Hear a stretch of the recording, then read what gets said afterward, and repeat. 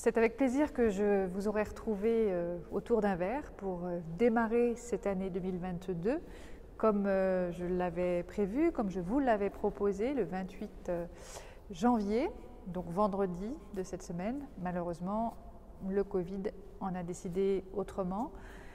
Même si on aperçoit le bout du tunnel, il n'empêche que le contexte sanitaire nous contraint toujours, nous empêche et amène bien entendu de nombreux bouleversements dans nos vies du quotidien, tant dans le travail, bien sûr dans les loisirs, le sport, la culture.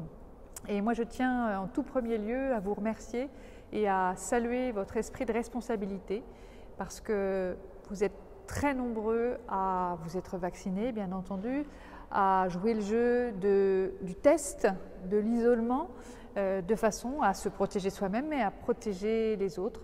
Je crois que voilà, les Français ont démontré justement leur force et leur sens du collectif dans ce contexte si compliqué. Et je tiens aussi à remercier les soignants qui sont en première ligne depuis de nombreux mois, bien entendu, qui sont là, toujours présents pour prendre soin de tout un chacun, prendre soin de nous tous.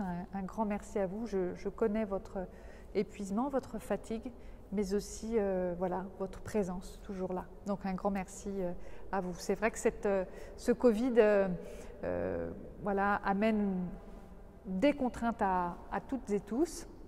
Je pense aux associations aussi, les bénévoles par exemple, qui à l'entrée d'une salle de sport doivent solliciter le pass. Et c'est pas simple lorsqu'on est bénévole de solliciter ce genre de documents, d'être confronté à des jeunes qui ne peuvent pas forcément accéder à leur sport. Donc voilà, je sais que c'est difficile. Je pense qu'on perçoit justement le bout de ce tunnel avec les annonces du Premier ministre pour début février et également pour le 16 février. Je sais que beaucoup de jeunes attendent la réouverture des discothèques. Bon, tout ça, ce sont des bonnes nouvelles pour 2022, de bonnes nouvelles également sur le champ économique. La France va bien. Le plan de relance de l'Europe, de la France, amène à des investissements conséquents. On a un taux de chômage très faible.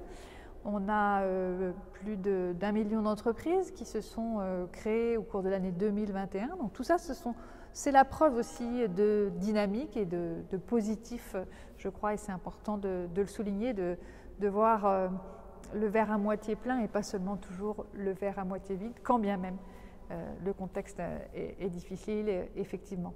Je veux également saluer l'investissement des enseignants auprès de nos enfants, puisque maintenir les écoles ouvertes, je crois que très majoritairement, on pense que c'est une bonne chose pour nos enfants, pour nos jeunes, mais force est de constater que faire classe avec chaque jour des enfants absents, avec des cas contacts, etc., c'est quand même extrêmement lourd et complexe, des protocoles complexes aussi. Donc voilà, je sais que vous faites le maximum, donc merci à vous.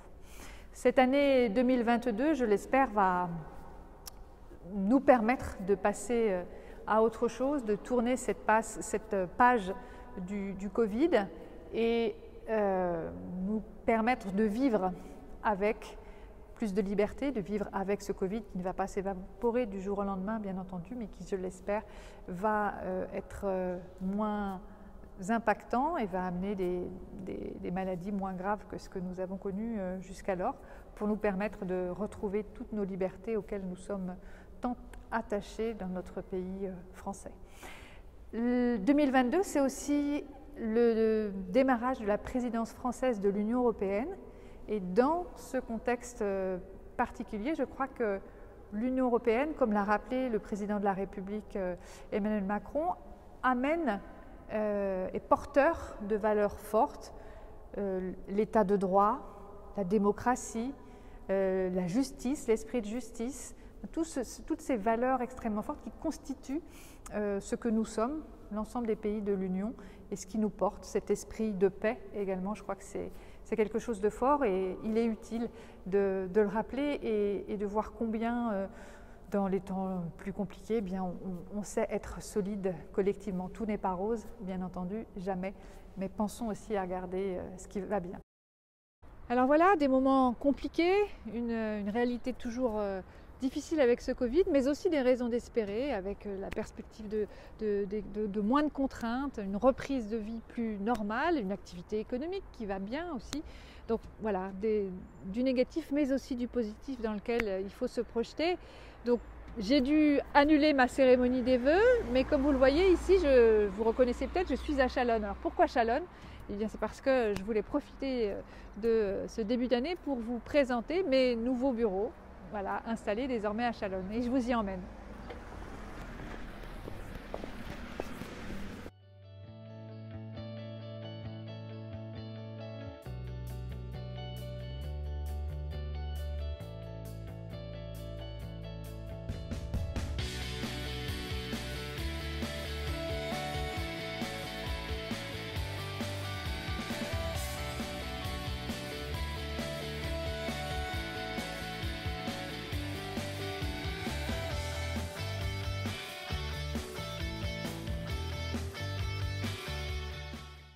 Il me reste donc à vous inviter à venir me visiter, nous visiter ici, 10 rue Félix Faure à Chalonnes, et surtout à vous souhaiter le meilleur pour 2022, une bonne année, une belle année, à vous souhaiter santé, solidarité et sérénité.